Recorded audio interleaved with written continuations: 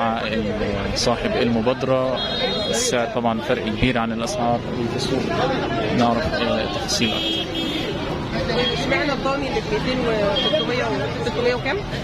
الضاني 330 بيتباع ب 450. الثاني بيتباع ب 450. عندنا احنا ب 330. المبادرة دي مكملة لحد يوم ايه؟ لحد يوم ايه؟ احنا طول السنة شغالين. يعني ده السعر بتاعك مش بس في العيد؟ لا ده هو السعر سعر رمضان. انواع بقى اللحوم اللي عندك ايه؟ عجالي وضاني. عجالي وضاني. مفيش ماعز؟ في ماعز مذبوح ماعز بنفس السعر برضه؟ 330. ايه بقى اكتر المواقف اللي بتقابلك هنا؟ المواقف اللي بتقابلك بقى في المدرسة؟ مفيش مواقف، شغالين 100 ولا حد الله اكبر. المكان يعتبر مكاننا. عايزة كيلو من هنا. ايه؟ عايزة كيلو. محمود كيلو ضاني هنا ولا عبلة؟ كيلو ضاني وعبلة. في شغالين في كيلو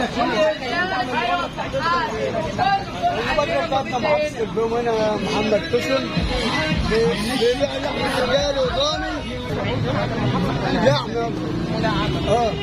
طب كده ب 270 انت كجزار بتكسب فيها ولا الدنيا ماشيه؟ ايوه الحمد لله. ماشي حسب تعليمات السيد المحافظ بتاع الفيوم. يعني يعتبر المنفذ هنا تحت رعايه. ايوه ده دعم افضل. طب انت بتكسب يعني 270 اللحمه كده بتكسب معاك؟ ايوه بتكسب الحمد لله. بتكسب؟ ايوه بتكسب. يعني نقدر نقول ان الجزار اللي بيبيع ب 400 جنيه ده جشع؟ لا هو ده دعم يا استاذه مش جشع، هو دعم. يعني ايه دعم برضه؟ الناس عايزه تفهم يعني ايه دعم؟ دعم يا باشا تاخد عندك على سبعه على حته حمراء كده. بس حتى ملبس على حته حمراء.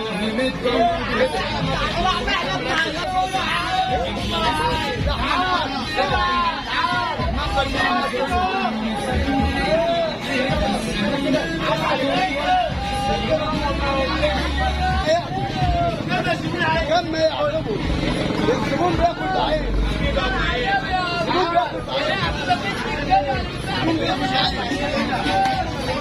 لما بيقول شاور بياخد. اللي نفسه يعني مننا بياخد. من هنا بياخد. عايز ضاني بياخد. عايز عجالي اهو بياخد. زي ما هو بيطلب، زي ما الزبون بيطلب هو. المنفذ بتاع محمد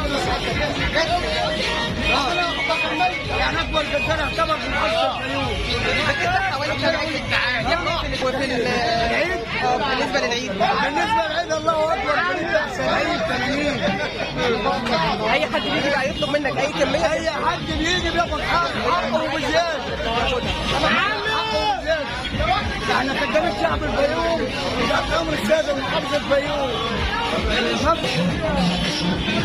طبعا دي مبادرة دائمة طوال أيام السنة، مش بس في أوقات عيد الأضحى، بدعم من السيد المحافظ.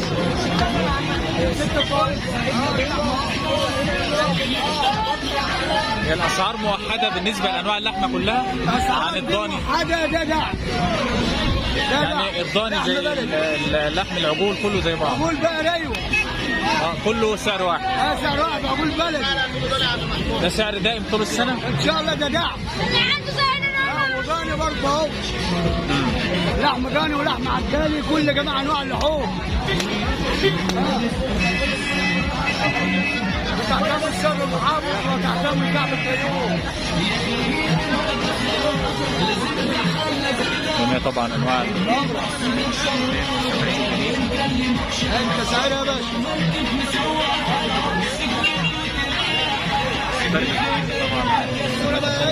اللي بتتذبح؟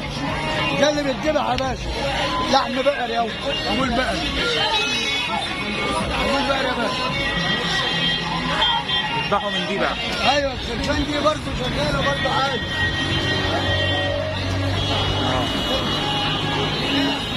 دول بتشتغلوا منهم هنا؟ ايوه بنشتغل منها على طول. لا الجبل شغال منها على طول. ما شاء الله. يعني اي ما الزبون بيطلب بنذبح له. اللحمه الله اكبر يا باشا.